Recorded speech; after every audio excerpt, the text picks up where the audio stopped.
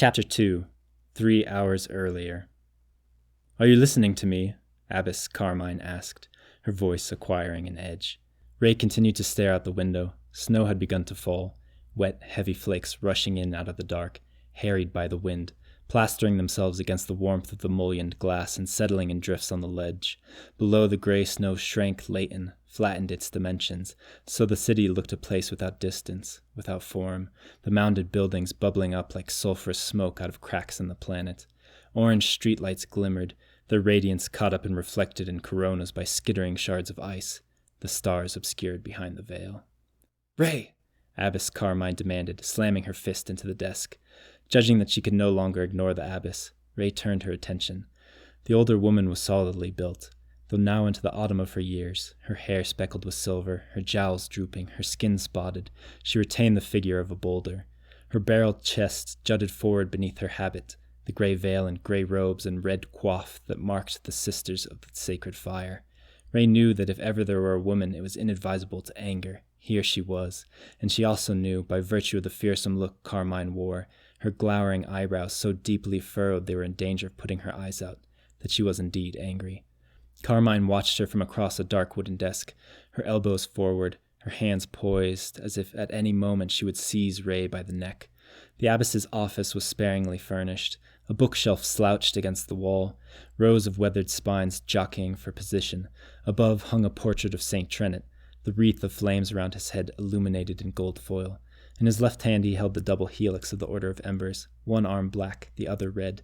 With his right he offered benediction. But for this there were no decorations. Like the rest of the abbey, it was a utilitarian space. A low hearth crouched to Ray's left, opposite the window. Flames leapt behind the grate, and shadows died and were reborn across the stone floor. High above, set into the ceiling, was a trapdoor. And beyond, Ray thought, an attic. "You've only been here 3 weeks, Carmine said. 3 weeks, and already you've been sent to my office more than any other child in our care, more than any child in the history of this orphanage." "I'm not a child," Ray muttered sullenly.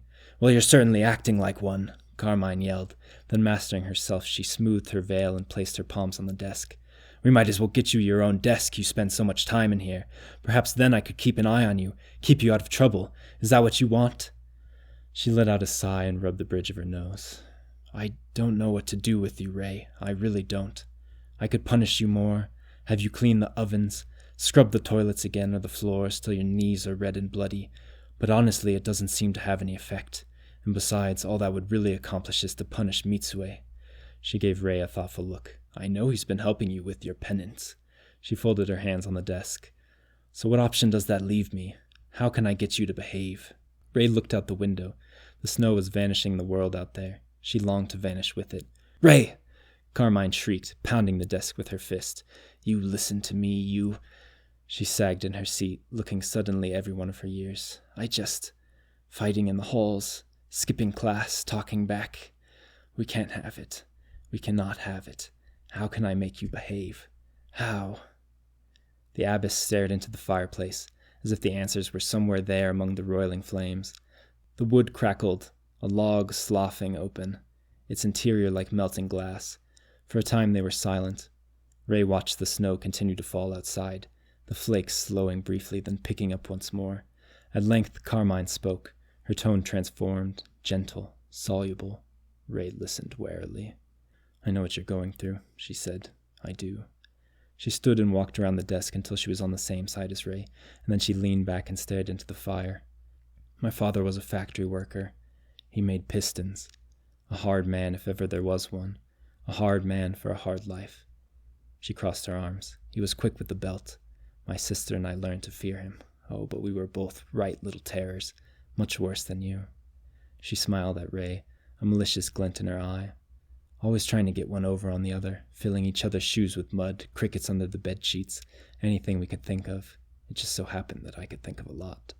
She walked to the fire and moved a log around with the iron poker, and then returned and leaned once more against the desk. "Then, one night while taking out the trash, I found a rat trapped in one of the bins. This was the perfect opportunity, I thought. I waited till everyone was asleep, and then I snuck back out with Nellie's school bag. We used to keep them on pegs by the front door. It wasn't easy. It kept darting around. They're faster than you'd expect, but finally I managed to capture it in her bag. Then all I had to do was wait. Carmine shook her head ruefully. Telling the story, it sounds horrible, but at the time it was just another gag. We were like that. We were mean. There's meanness in anyone. It's just closer to the surface for some, I think.